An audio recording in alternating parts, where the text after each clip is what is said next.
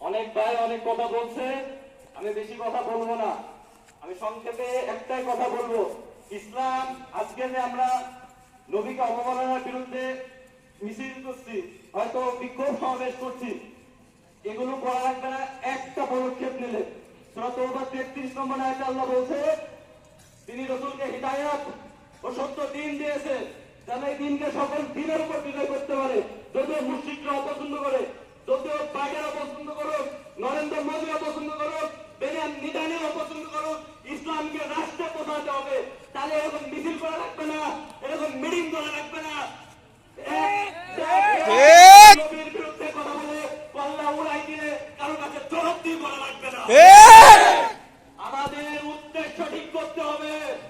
এরকম বিচ্ছিন্ন ভাবে কোনো মিছিল মিটিং করলে হবে না, সর্বাত্মক বিপ্লবের প্রস্তুতি গ্রহণ করতে হবে। যদি সাপোজ ধরেন একটা উদাহরণ দিই, হাতে যদি একটু ঘা হয়, কি হয়?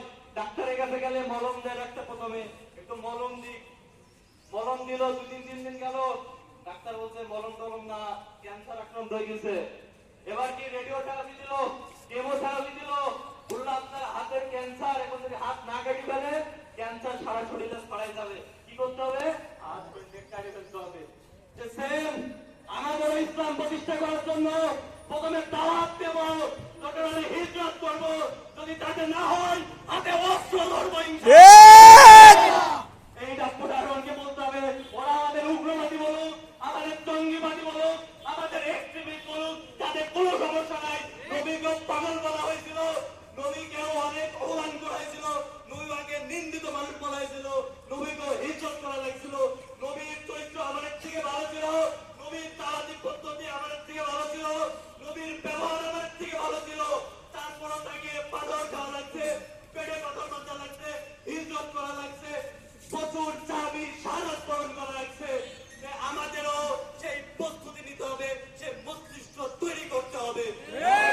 মিছিল মিটিং করে আমাদের সমাধান আসবে না, ইনশাআল্লাহ। আল্লাহ বলেছেন আমাদের তৌফিক দিতে। আমিন। সকলে